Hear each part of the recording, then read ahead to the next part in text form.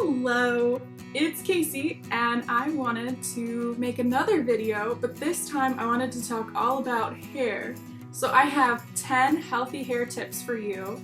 I unfortunately, I'm stuck at home and all the salons are closed. I haven't had a haircut since last October, but I haven't been able to get my hair cut again because all the salons are closed. So rather than cutting it, I have some healthy tips that'll help you take care of your hair while we're all stuck at home. So if you're interested, go ahead and keep watching. Be sure to like and subscribe. Let's get started. Tip number 1, microfiber towel. Okay, so as you can see here, I've just washed my hair.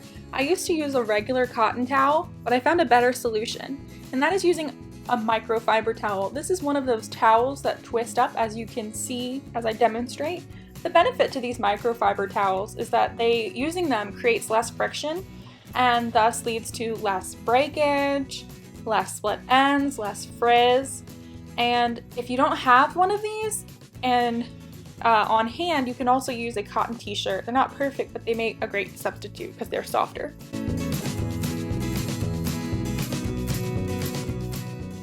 Which leads us into tip number 2, which is to avoid washing your hair every day.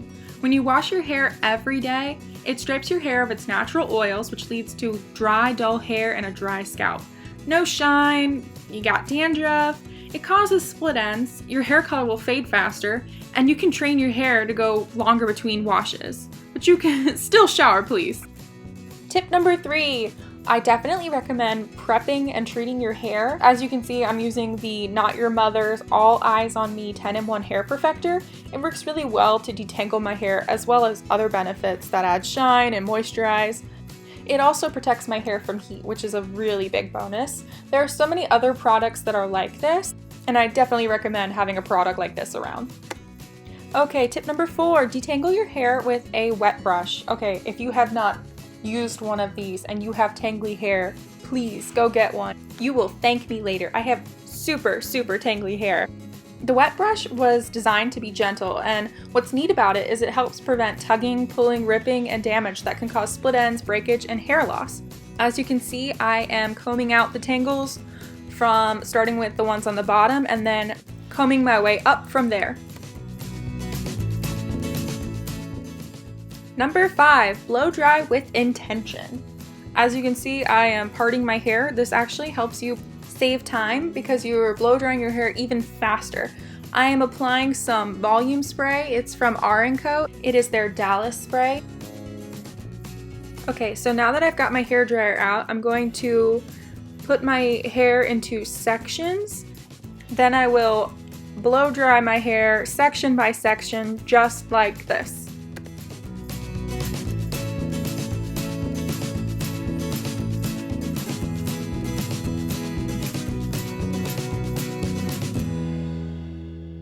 When the bottom half of my hair is dry, I will go ahead and move on to the top half, taking that down and on to tip number 6.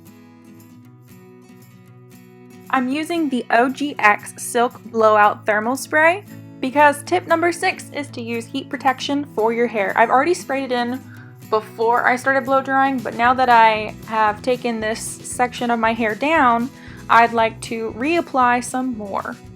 I really cannot stress enough just how important it is to use a heat protectant.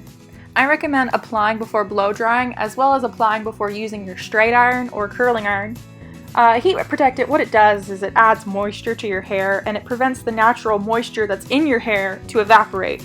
It also forms a protective barrier over the cuticle on the hair strand, which prevents heat damage. And heat damage leads to frizz, split ends, and not a very flattering look.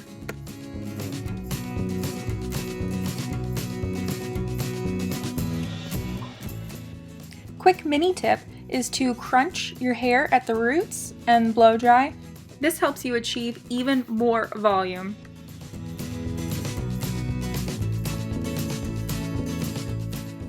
Now that my hair is finally dry, I'm going to apply some of this OGX coconut hair oil. Hair oil just helps your hair add some shine and nourishment and moisture back into it now that we've blow dried it. And I really love the way it makes my hair smell. Oh, and would you look at that, we're using heat spray again. This one is from Tresemme. Next, I'll section off my hair. Then beginning to curl my hair with a 1-inch curling iron. As you can see, I hold it there for just a few seconds and then hold the curl in my hand. That uses the cold air coming onto my hair from the hot iron, and it actually helps it hold curl better. So definitely recommend trying that out, but please, please, please, please be careful. Do not burn yourself. And this is kind of learned by practice, but it's so important to use caution. So I finished curling the bottom half of my hair and I'm moving on to the top half, and then we will go ahead and call that done.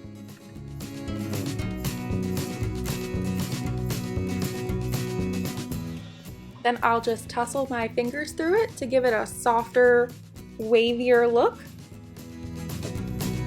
Okay, so the next tip is avoid using products for your hair that include parabens, sulfates, and silicones.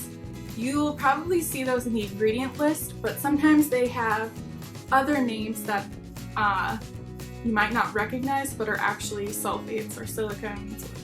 Parabens. You just have to know what to look for. I'll have some more information on that in the description below, but you might be wondering, okay, so what are those? Why do I need to watch out for them? Parabens are a type of preservative that you'll often find in your hair and skincare products, and even your makeup too. The problem with it is that it actually can be toxic. So your scalp, when you use hair care products with parabens, your scalp absorbs it into your body, so it's best to avoid those. If it doesn't have parabens, you'll often see it advertised on the bottle, but it doesn't hurt to look in the ingredients list. There is also sulfates and silicones. That's one you often hear about, especially if you're familiar with the curly girl method, which if you're interested, I could do a video on. I did the curly girl method for almost a year, so plenty of experience there. The problem with silicones and sulfates. So sulfates are usually found in shampoos and silicones are usually found in conditioners.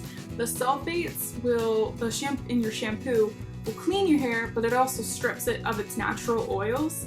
And the silicones that you have in your conditioner, you apply it and then it kind of brings some of that nourishment back, but it's a slick artificial chemical. So you're not actually fixing anything. And the drier that it gets from the sulfates, the more silicones you use, and the more silicones you use, the more sulfates you have to use, and it's an ugly cycle. So I often use products that are without parabens, silicones, sulfates, but sometimes I have products that I love and I can't give up. I would say to avoid products with parabens, sulfates, and silicones, but sometimes they are a necessary evil. I find it very helpful to use a conditioning mask for my hair. It nourishes and it's very helpful. I have a few that I really, really love. I really like the Diva Curl Melt Into Moisture and the Moroccan Oil Matte Conditioning Mask. But you can also find at the drugstore some really, I found good experience with them, but the Pantene Moisture Shot and the Shea Moisture Strengthen and Restore Treatment Mask. Okay, conditioning masks do not cure your split ends. When you have split ends, the only cure is to cut them. And I only recommend cutting your hair with a stylist. A conditioning mask will just won't fix split ends, but what it does is make your hair softer, conditions it, and nourishes it, and also can sometimes create a barrier of protection. So definitely consider investing in one, maybe once a week, once every 2 weeks. It's not necessary, but it is a helpful tip to keep your hair healthy. I would definitely suggest avoiding really, really tight ponytails. If you want healthy hair and a healthy scalp, putting your hair up is something I do all the time. But it's important to keep it kind of loose, because if you keep it super, super tight and you have it the same place all the time, it can actually lead to baldness. So you might want to avoid keeping any super tightness in your ponytail.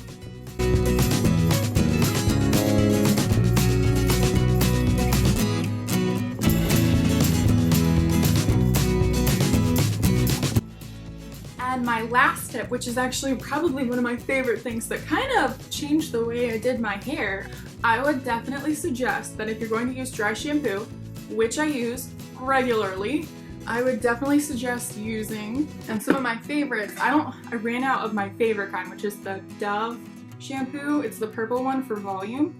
Love it.